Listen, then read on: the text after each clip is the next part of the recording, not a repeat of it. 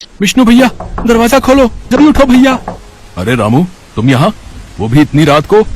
बात क्या है? भैया, आसमान से आफत बरस रही है, पूरी बस्ती में पानी भर गया है, सब बर्बाद हो गया, सबकी जान आफत में है भैया। अरे तो तुम ऐसा करो, सबको यहाँ ले आओ, ये जगह बस्ती से काफी ऊंचाई पर है। अब जल्दी जाओ, तब तक मैं सबके रुकने का इंतजाम करता हूँ। ठीक है भैया, बहुत बहुत शुक्रिया, भगवान तुम्हारा भला करे। इतना कहकर रामू वहाँ से चला गया। दरअसल जिस बस्ती की वो बात कर रहा था वो उसी पहाड़ी के ठीक नीचे बसी थी, जहाँ विष्णु एक छोटी सी झोपड़ी में अपने पत्नी और बच्चे के साथ रहता था। कई साल पहले विष्णु भी उसी बस्ती में रहा करता था, लेकिन फिर दूसरी बिरादरी की लड़की से शादी करने की वजह से बस्ती वालों ने उसे वहां रहने नहीं दिया। मजबूर होकर विष्णु को सबसे दूर उस पहाड़ी पर रहना पड़ा। लेकिन जब बस्ती वालों पर भयंकर बारिश मुसीबत बनकर बरसी तो उसने एक पल भी नहीं सोचा और फौरन उन सब की मदद के लिए तैयार हो गया। हालांकि ये बात उसकी पत्नी कमला को रास नहीं आ रही थी। मैं कहती हूँ कि आखिर जरूरत क्या है इतना महान बनने की? ये वही बस्ती वाले हैं जिन्हें एक पल नहीं लगा तुमसे नाता तोड़ने में। इतने सालों में एक बार हमारी सुध तक ना ली किसी ने, और अब जब खुद पर मुसीबत आई है तो कैसे बेशर्मों की तरह चले आए यहाँ। ऐसा मत कहो कमला, वो लोग जैसे भी हैं हमारे अपने हैं और फिलहाल बड़ी मुसीबत में हैं। ऐसे में हमें उनकी मदद ही करनी चाहिए। पर उनकी मदद करोगे कैसे? पूरी की पूरी बस्ती को न्योता भिजवा दिया तुमने। यहाँ कौन सी हवेली खड़ी है तुम्हारी? इस बंजर जमीन पर वैसे भी कुछ नहीं उगता। रूखा सूखा खाकर तो खुद का गुजारा चल रहा है, तो उन सबको कहाँ रखोगे? क्या खिलाओगे? कुछ सोचा भी है? सब हो जाएगा कमला, तुम बस अपना मन मजबूत रखो, बाकी सब भगवान पर छोड़ दो। इतना कहकर विष्णु बाहर निकल गया और अपनी झोपड़ी के बाहर जंगली झाड़ियों से एक छत बनाने की कोशिश करने लगा। कुछ ही देर में बस्ती के सभी लोग वहां पर आ गए और विष्णु की मदद से उन सभी को सिर छिपाने की जगह मिल गई। हालांकि इतनी मदद काफी नहीं थी, बारिश एक पल के लिए भी नहीं रुकी और देखते ही देखते पूरी बस्ती पानी के साथ बह गई। ऊंची पहाड़ी पर सिर्फ विष्णु की झोपड़ी ही सही सलामत थी और फिलहाल वही पूरी बस्ती का आसरा थी। कमला, बाहर सबका भूख से बुरा हाल है। अब चलो, मैं तुम्हारी मदद करता हूँ, मिलकर सबके लिए कुछ पका लेते हैं। क्या पकाओगे? चूल्हे पर चढ़ाने के लिए कुछ होना भी तो चाहिए। ये देखो, बस एक मुट्ठी भर दाल चावल पड़े हैं, जो हमारे लिए भी काफी नहीं है। बारिश की वजह से जो फसल बोई थी सारी की सारी बर्बाद हो गई। भगवान जाने अब क्या होगा।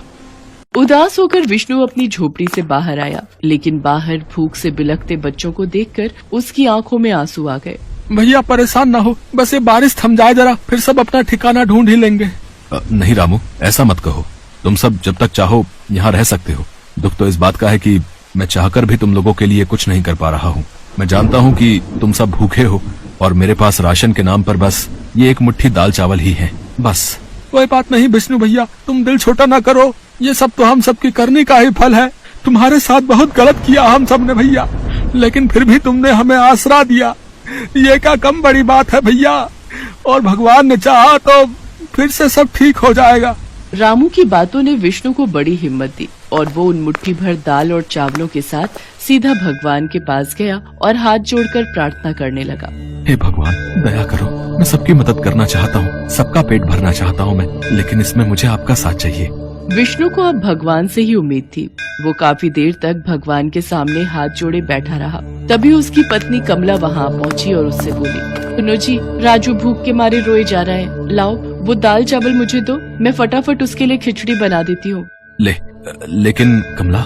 लेकिन क्या जी, इतने से दाल चावल में किसी का कुछ नहीं होगा, कम से कम अपनी औलाद का पेट तो भर लेने दो। कमला की बात मानकर विष्णु ने भगवान के सामने से वो दाल चावल उठाकर उसे दे दिए और फिर कमला ने एक छोटे से बर्तन में उन्हीं मुट्ठी भर दाल चावलों से खिचड़ी पका दी। खिचड़ी पकते ही उसकी खुशबू हर तरफ महकने लगी, जिसने बाहर बैठे सभी लोगों की भूख और बढ़ा दी। बहन, तुमने कुछ पकाया है क्या? मेरे बच्चे कल से भूखे हैं, थोड़ा सा दे दो, भगवान तुम्हारा भला करेगा। नहीं, इसके बच्चे तो अभी कुछ और देर रुक सकते हैं। बहन, तुम थोड़ा सा खाना मुझे दे दो, मेरी बूढ़ी माँ ने 3 दिनों से कुछ नहीं खाया है। ये हाल वहाँ हर किसी का था। हर किसी को अपने परिवार के लिए वो खिचड़ी चाहिए थी, लेकिन कमला अच्छी तरह से जानती थी कि उसे क्या करना है। हमारा हाल भी तुम सबके जैसा ही है। बस मुट्ठी भर दाल चावल थे जिनसे मैंने ये खिचड़ी बनाई है। मेरा बच्चा भूखा है, पहले मैं उसे खिलाऊंगी। बस्ती वालों की हालत देखकर कमला का दिल भी अब पसीजने लगा था, लेकिन वो एक माँ थी, उसे सबसे पहले अपने बच्चे के बारे में सोचना था।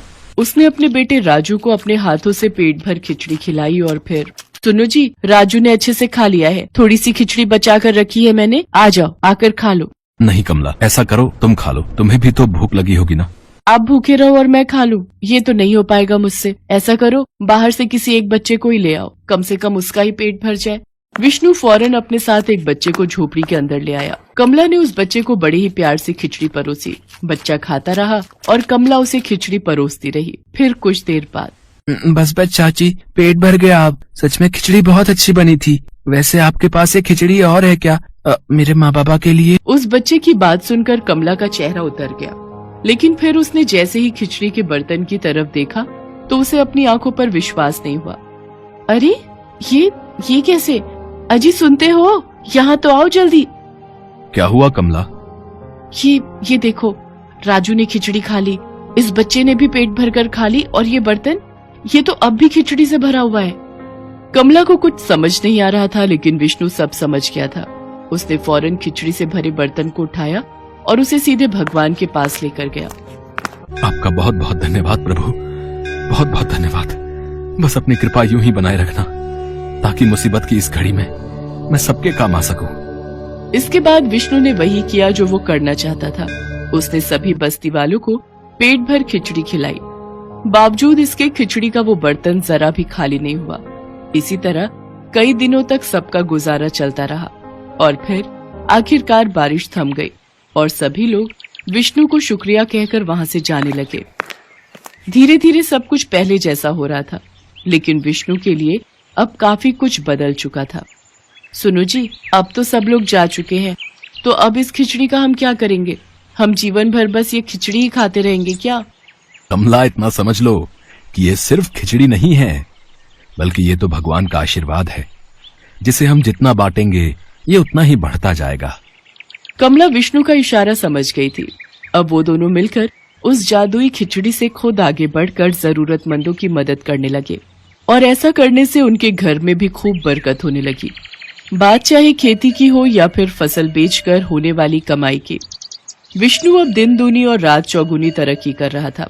हालांकि उसकी ये तरक्की हर किसी को रास नहीं आ रही थी। क्या बात है रामू, ऐसा मुंह फुलाकर क्यों बैठा है तू? मुंह ना फुलाऊं तो और क्या करूं मैं, हैं? रात दिन भगवान की पूजा की मैंने, और फल उस विष्णु को मिल रहा है। देखो ना, उस जादुई खिचड़ी के दम पर कैसे धन्ना सेठ हुआ जा रहा है। लेकिन अब बस, मैं ये सब और नहीं देख सकता। वैसे तो सामने से रामू हमेशा विष्णु को अपना भाई जैसा ही मानता था, लेकिन असल में ये सब बस एक दिखावा ही था। उसे विष्णु की तरक्की और हर तरफ होती तारीफ से बड़ी जलन हो रही थी, जिसके चलते आखिरकार उसने उस जादुई खिचड़ी को चुराने का फैसला कर लिया। एक रात वो दबे पांव विष्णु के घर में घुसा और चुपचाप उस खिचड़ी के पूरे बर्तन को ही अपने साथ ले जाने लगा। लेकिन वो उस बर्तन को घर से बाहर ले जा पाता, उससे पहले ही वो बर्तन उसके हाथों से छूट गया। बर्तन के गिरने की आवाज से विष्णु और कमला की आंख खुल गई, और ये देखकर रामू बुरी तरह घबरा गया और तुरंत ही वहां से भाग निकला। कमला, क्या हुआ? कैसी आवाज थी वो?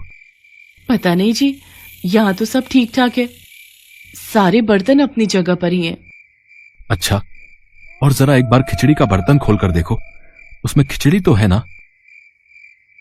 हाँ, ये तो पूरा भरा हुआ है, बिल्कुल पहले की तरह। कमला की बात सुनकर विष्णु ने एक बार फिर भगवान के सामने सिर झुकाया और फिर वो दोनों चैन की नींद सो गए।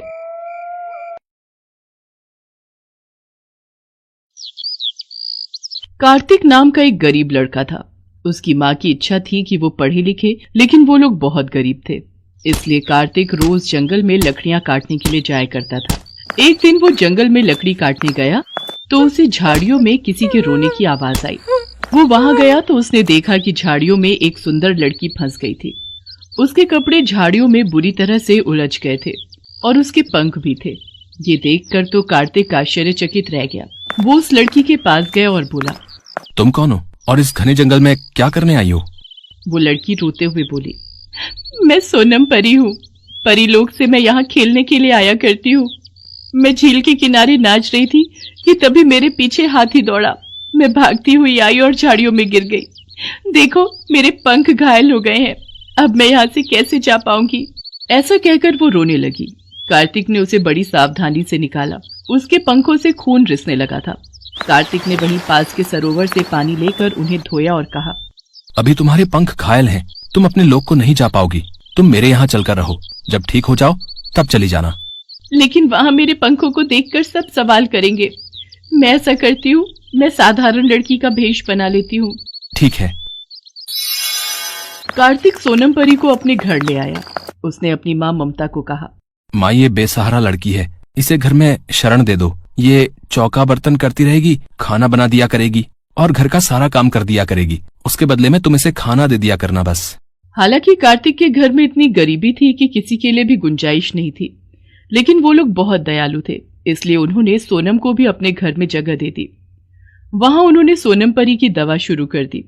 उस दिन कार्तिक की माँ ममता खाना बनाने जा रही थी, लेकिन घर में नमक ही नहीं था और उनके यहाँ नमक लाने के लिए पैसे भी नहीं थे।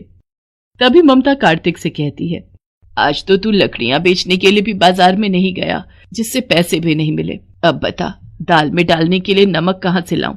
मैं दुकान पर गई थी, लेकिन लाला लाजपत ने नमक उधार में नहीं दिया। ये सुनकर सोनम चुपचाप कमरे में गई और वहां उसने मन ही मन में मंत्र पढ़ना शुरू कर दिया। बड़े आश्चर्य की बात है, उसके हाथ में एक नमक की थैली आ गई।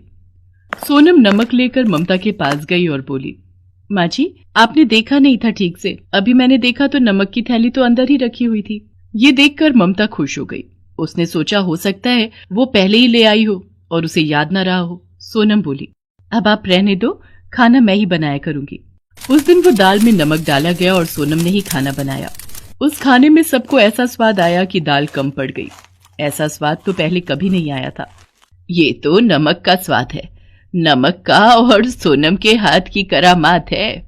दूसरे दिन कार्तिक लकड़ियां काटने के लिए जाने लगा तो सोनम ने उसे कहा, देखो, अब जब मैं यहाँ रह रही हूँ, तुमने मेरी मदद की थी ना, तो मेरा भी फर्ज बनता है कि मैं तुम्हारी कुछ मदद करूं। जाओ, दुकान से कुछ आलू ले आओ और मैं समोसे बनाती हूँ।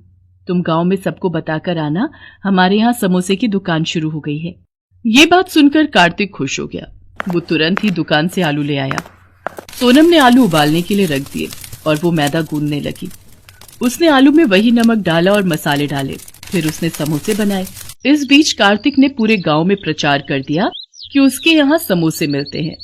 कुछ लोग समोसे खरीदने आए और जब उन्होंने समोसे खाए तो उन्हें वो बहुत ही स्वादिष्ट लगे। गांव के लोग राजू, बंटी और टीका आपस में बातें करने लगे। अरे भैया, सुना है कार्तिक के यहाँ समोसे की दुकान खुल गई है। हाँ है, उसके यहाँ कोई बेसहारा लड़की है, उसने बनाया है। सुना है बहुत ही स्वादिष्ट समोसे बनाती है।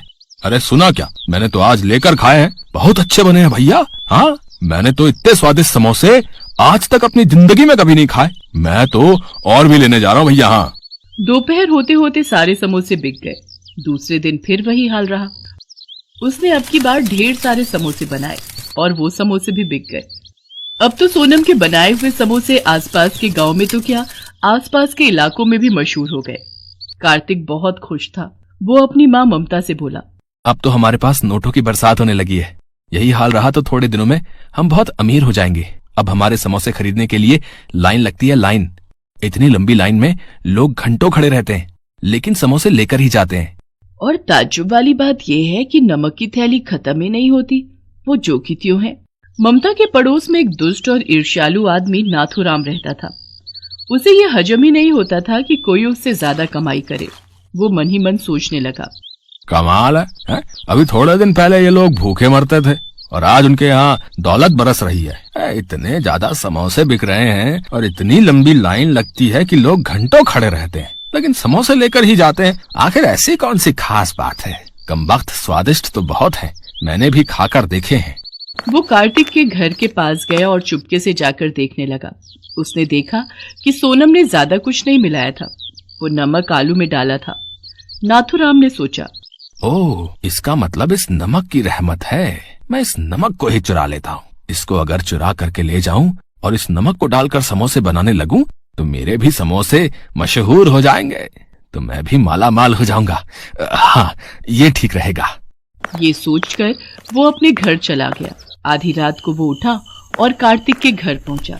वहां तो सब गहरी नींद में सो रहे थे। वो नमक की थैली को चुरा कर ले आया। उसे पता भी नहीं चला कि सोनम खटर पटर से जग गई थी और उसने नमक चोरी करते हुए उसे देख लिया था। वो मन ही मन मुस्कुरा कर बोली, बच्चे चुरा कर ले जाओ, तुझे क्या पता ये जादुई नमक है, दुष्ट लोगों के यहाँ काम नहीं करता।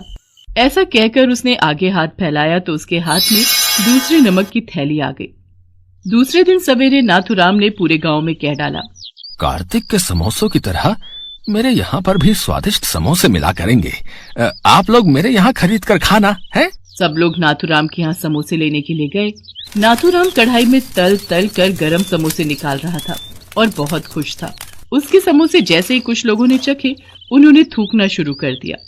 अरे थू थू थू थू थू थू, इतने सड़े आलू इसमें पड़े हैं और इनका स्वाद इतना खराब है। थू थू थू थू थू, हमारे पैसे बर्बाद हो गए भैया।